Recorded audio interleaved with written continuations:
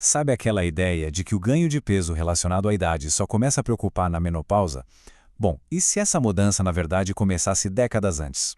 Nesta análise, a gente vai desvendar a verdadeira linha do tempo do nosso metabolismo com base nas descobertas de uma especialista da Mayo Clinic.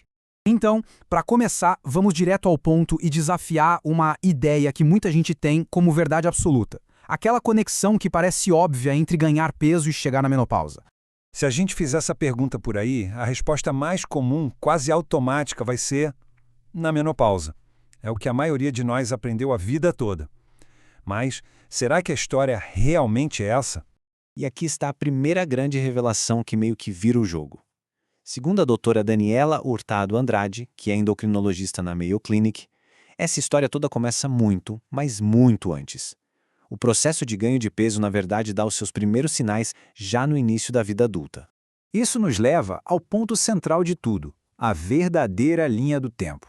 As mudanças biológicas que a gente vê lá na meia-idade não aparecem do nada, sabe?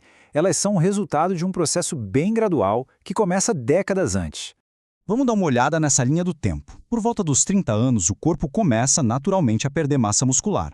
Não é nada dramático, mas é o comecinho. Chegando aos 40, já se torna um momento ideal para ter conversas mais sérias sobre saúde. E claro, na perimenopausa e na menopausa, esse processo todo que já estava acontecendo, ele se intensifica. Ou seja, a base foi construída bem antes.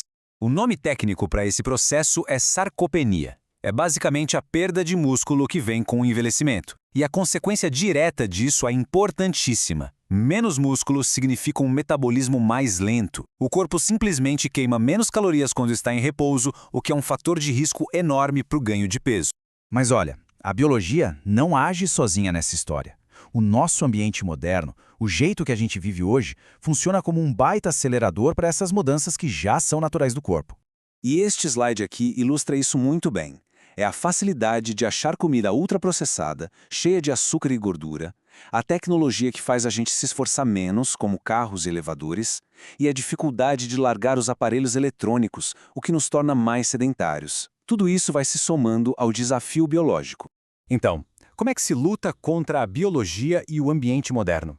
A boa notícia é que existem estratégias proativas que formam uma primeira linha de defesa bem poderosa. E aqui estão os pilares que a especialista recomenda. Primeiro, prestar atenção na alimentação, para entender a saciedade e não exagerar. Depois, focar em proteína, para proteger os músculos. Para combater a sarcopenia de frente, o treino de força é essencial.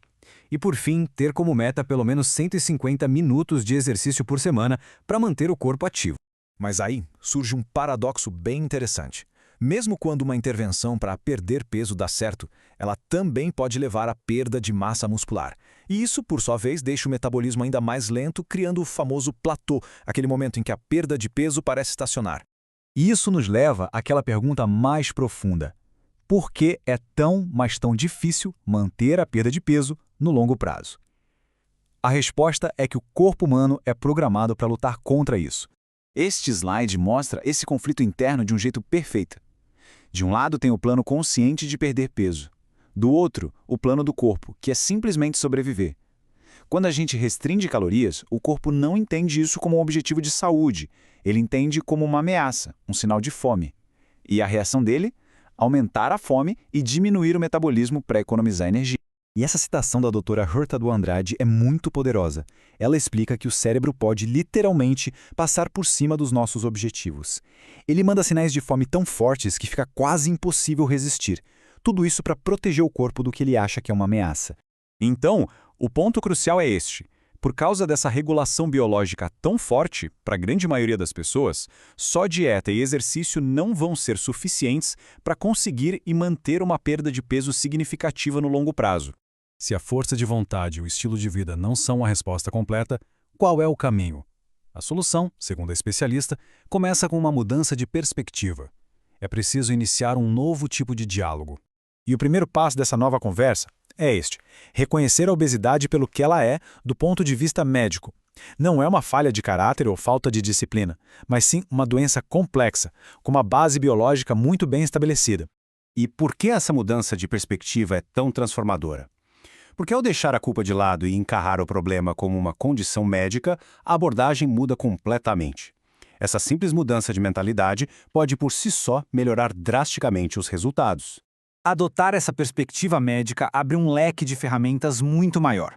As mudanças no estilo de vida continuam sendo a base, o alicerce de tudo, mas a elas se somam outras opções, como medicamentos, procedimentos endoscópicos, cirurgia, além de todo um apoio nutricional, comportamental e fisioterápico.